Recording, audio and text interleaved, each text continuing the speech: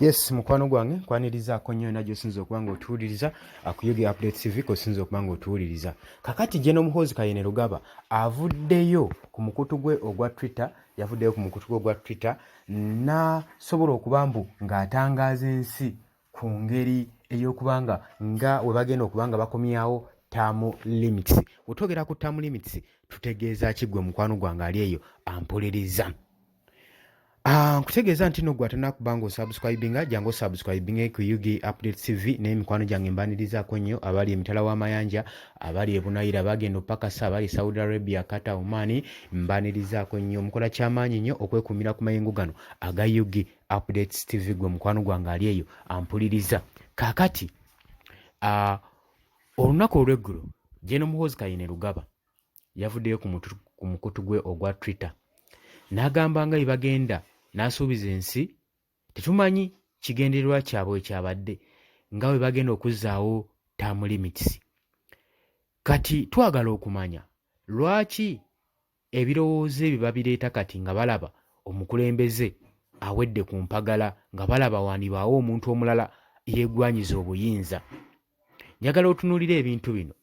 We balaba ng'ekifo kya LOP ekya Leader of Opposition tebasobola kikonkwalinga nga bo abali mu gavumenti, ne bateekawo etteeka ery'okubanga Leader of Opposition abeere nga alondebwa n'ababaka ba Parliament. Etteeka eryo baali baagala oddiisa waliwulira nga lumu ataddewo embeera nga tetumanyi kimupressurizinga. Kaakati gulowooza muze gwa gavumenti okubanga buli kintu kyewulira nti nno tegenda kusobola kubanga ekifuga ekiteekako conditions, kubanga mwami Yoweri Kaguta Museveni afuze emyaka 4 ssaawa zaakakati era y'akyali mu ntebe, newankubadde engeri gy'awangulamu ebuusabuusibwa.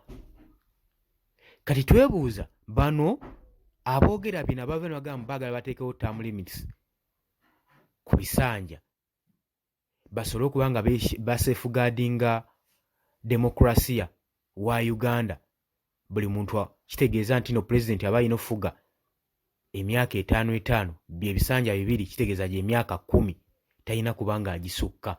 Basobole okusafeguardinga demokrasiya wa Uganda saako ne politics ne constitution.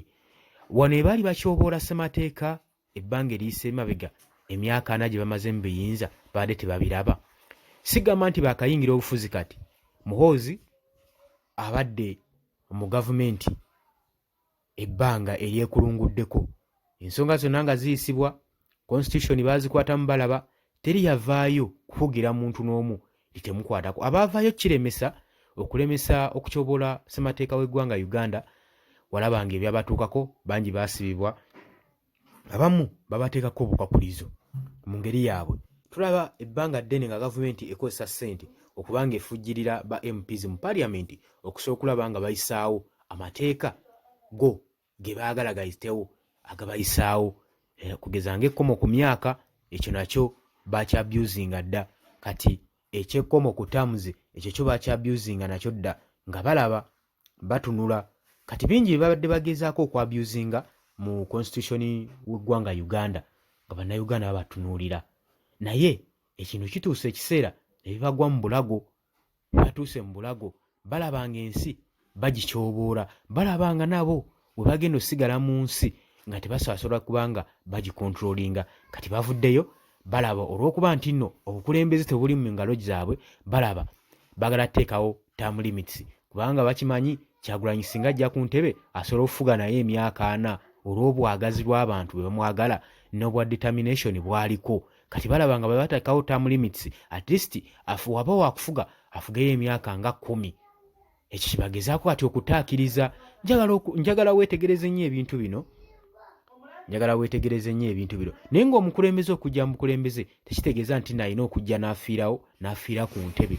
Entebe gigabanyeemu, banno nabo bafuge. Ate wojja mu ntebe ministries zigabanye zonna zibeere ne overall zaazo, zikole nga zimanyi nti nno najjo zeetengeredde, zibeere independent, eggwanga bwe lisobola okukulaakulana. Naye tosobola kwasaganya bintu bibiri, tosobola kubeera two masters kusavinga 2 monsters ate gwe mukulembeze gwatula mu ntebe gwe overall wa buli kimu ministries gwazi governinga buli kimu kitambulira kuggwe ba presidential advisors bolonda benyininyini gwaba advisinga kati ebintu ng'ebyo ebisaanidde okubanga bitunuulibwa gwe mukwano gwange ali eyampuliriza so saagala bakitwale nti nno eggwanga lirimu baana bato njagala tukule mu byenkulaakulana ddala mu politics abantu emugamba bano ebintu bategeera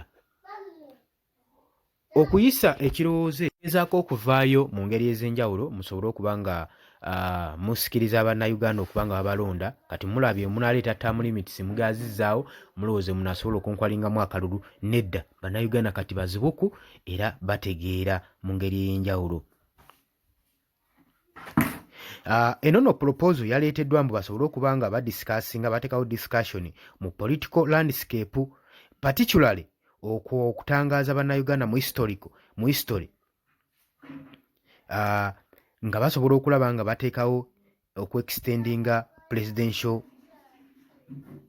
terms limit kakati eno term limit mu Uganda ey'obukulembeze jjukira nti nno yaleetebwa mu mwaka gwa 1995 mu constitution ng'omuntu alina okutuula maximum ebisanja 2 president yenna